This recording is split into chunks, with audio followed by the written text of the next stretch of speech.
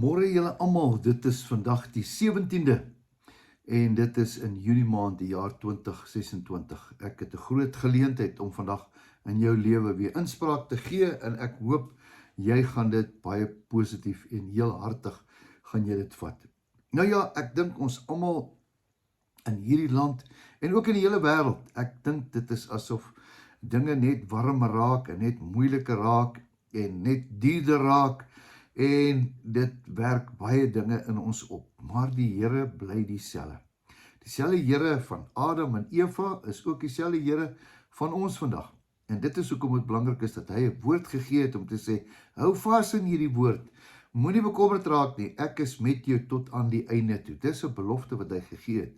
En dis hoekom dit belangrik is dat ek en jy moet net vashou, elke dag, al is die storms hoog en al is die goeters erg, dan moet ons net vashou. Ek sit en dink aan 'n ou in die Bybel en sy naam is Gideon. Nou dink ek aan die arme man wat in 'n baie slegte plek is. Nou die land in daai tyd in Rigters 6 kom ons agter dat die volk van die Here, let wel, die volk van die Here was in 'n baie slegte plek, verskoning.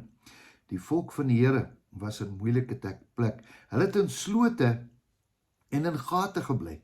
Dink 'n bietjie mooi, slote en gate, ja, kom ons gebruik die term vandag, in 'n plakkerskamp. Ja, heeltemal weggegooi, die Midianiete het gekom en dan steel hulle nog al hulle goed ook. Miskien moet ek dit net vir jou vinnig lees, dan sê jy verstaan wat ek wil sê. Rigters 6, maar die kinders van die Here het verkeerd gedoen in die oë. Die Here hulle oorgegee in die hand van die Midianiete 7 jaar lank. En die Midianiete het van weer die oorhand gekry en Israel het in slote gemaak in die berge is en in die gate in die bergvestings.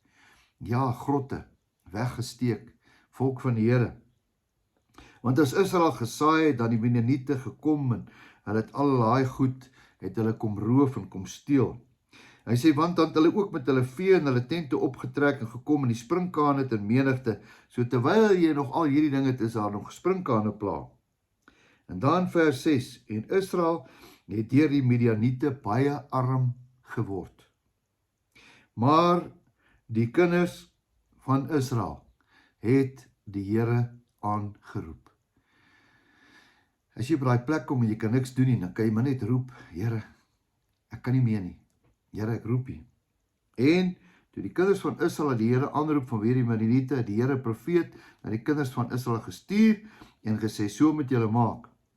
En dan kom ons hier, vers 11, en toe die engel van die Here het gekom en gaan sit onder die terpentynboom wat by Ofra staan, terwyl die seun Gideon juis koring uitgeslaan het in die parskyp, om dit te beveilig teen die Midianiete. En die engel van die Here het aan hom verskyn en vir hom gesê, die Here is met jou dapper held. Wat? Dapper held, Gideon, in 'n parskyp, koringsif, geslote, gate, volk is in die moeilikheid. Hier kom 'n boodskapper vir die Here en hy kyk die prentjie en hy spreek oor hom. Weet jy wat sien ek hier in my gees? Die Here het nie gekyk na hulle omstandighede nie. Die Here het gekyk waarna toe hulle gaan. Hy het geweet, daar's 'n ander plek, julle hoort nie hier nie. Hy sien reeds die oorwinning. Wanneer God my en jou sien, sien hy reeds die oorwinning. Hy sien nie die slegte goed agter ons nie. Hy sien daarvoor. Hy sien in die toekomstyd. En dan sê hy nog of hierdie ou is 'n dapper held. Nou wat is 'n held? 'n Held is iemand wat iemand red. Iemand wat dapper is, beteken, jy gee jou lewe. En hierdie arme man staan hier net onder 'n boom. Jy sien, wat God sien. Hy sien tot die laaste dag van ons lewe. Hy sien die voltooide prentjie. Ek en jy kyk na die halwe prentjie wat terug is. Maar God sien die voltooide prentjie wat nog steeds vir jou beplan is. Dis hoekom ek altyd vir jou sê dat jou beste voorlê. Want dis hoe God jou sien. En vandag gaan ek dit weer vir jou sê. Jou beste lê voor, want God is in beheer. Miskien sit jy ook in die put en jy is ook in die gate en slote en jy weet nie wat om te maak nie. Roep tot die Here. Dan sal jy die voltooide prentjie sal jy sien. Maar jy moet opstaan en jy moet daai woord vat. Kom ek bid vir jou. Here, dankie vir die woord. Dankie dat ons kan leer vandag uit die woord uit. Seën my boetie en my sussie wat vandag dit hoor. Ek bid dit in Jesus se naam. Amen. Geseënde dag vir jou. Jou beste verseker is op pad. Totsiens.